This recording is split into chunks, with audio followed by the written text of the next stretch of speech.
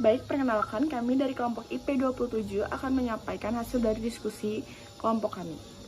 Yang pertama, step 1 ada istilah-istilah yang sulit dimengerti. Baik, yang pertama ada karantina. Karantina adalah sistem atau pencegahan yang dilakukan dalam periode atau waktu tertentu untuk mencegah terjadinya atau penyebaran suatu penyakit. Selanjutnya ada pertemuan G20 yang termasuk pertemuan 19 negara termasuk Uni Soviet dengan tujuan kerjasama multi. Selanjutnya ada international border, yaitu perbatasan internasional. Traveling artinya perjalanan atau bepergian yang dilakukan dari suatu tempat ke tempat lain dengan tujuan tertentu seperti keperluan bisnis, liburan, dan lain-lain. COVID-19 merupakan salah satu penyakit yang disebabkan oleh SARS-CoV-2 di mana virus ini akan menginfeksi saluran pernafasan pada hidung, sinus atau tenggorokan bagian atas.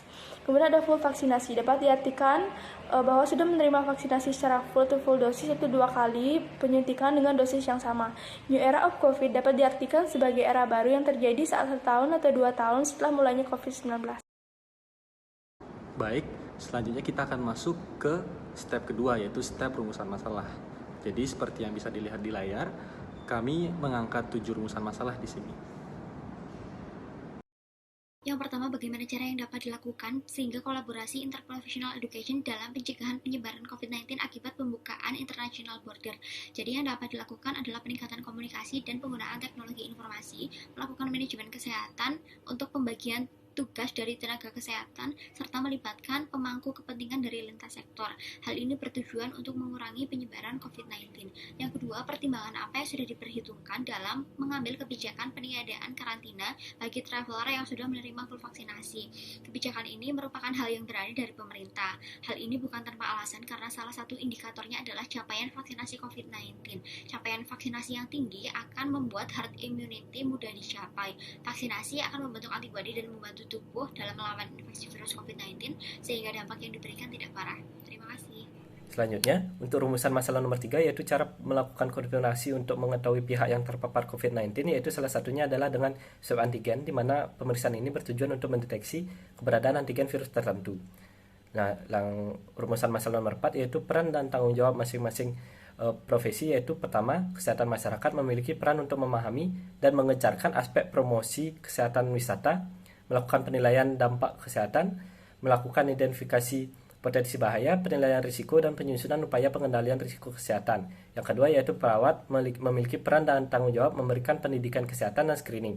Perawat dapat mengedukasi wisatawan tentang cara pencegahan infeksi COVID-19 selama traveling. Selanjutnya akan dijelaskan oleh teman saya.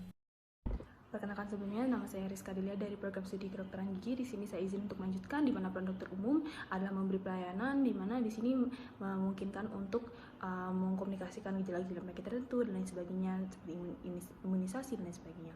Lalu untuk pada bidang fisiologi dapat memberikan pendekatan kesehatan komunitas dan menjaga dan menyalurkan komunikasi secara optimal. Lalu untuk peran profesi dokter gigi dapat memberikan edukasi dan memastikan bahwa tidak memasukkan tangan yang kotor ataupun barang-barang yang lain yang belum disterilkan ke dalam mulut. Lalu yang kelima adalah apa saja macam-macam perawatan traveling medicine yang dalam pencegahan COVID-19.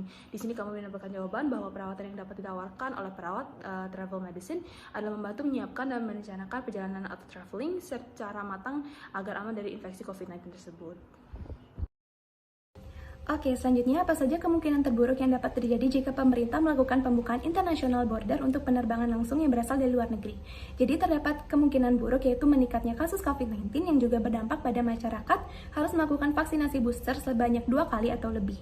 Dan yang terakhir, itu bagaimana jika seseorang belum melakukan full vaksinasi namun ingin melakukan pariwisata di Bali. Jadi terdapat beberapa ketentuan yang harus dipenuhi, yaitu menunjukkan hasil negatif tes RT-PCR dalam kurun waktu 3 kali 24 jam ataupun rapid test antigen dalam kurun waktu 1 kali 24 jam sebelum perjalanan dilakukan. Perkenalkan, nama saya Putri Syarita Indi Pratiwi dengan digit NIM 0025112221 dari program studi sarjana pendidikan dokter. Step 4, analisis masalah, bagaimana peran dan tanggung jawab masing-masing profesi dalam pencegahan dan penyebaran COVID-19 saat kedatangan para traveler dari luar negeri di Bandara Internasional I Gusti Ngurah Rai Bali. Yang pertama, tenaga dokter memiliki tanggung jawab dalam melakukan screening serta monitoring pada pasien. Yang kedua, profesi kesehatan masyarakat memiliki peran sebagai promotor dalam aspek kesehatan. Yang ketiga, profesi perawat memiliki tanggung jawab berupa screening. Dan yang keempat, farmasi memiliki peran untuk memberikan rekomendasi obat yang tepat pada pasien. Yang kelima, profesi dokter gigi dapat memberikan edukasi tentang kesehatan oral pada pasien. Yang keenam, peran profesi psikologi, yaitu pendekatan komunikasi pada pasien. Dan yang ketujuh, fisioterapi memiliki peranan untuk menangani hal fisik pada pasien. Perkenalkan, saya Cynthia dari Prodi Keperawatan. Di sini saya akan menjelaskan analisis masalah tentang macam perawatan traveling medicine oleh tiap profesi kesehatan.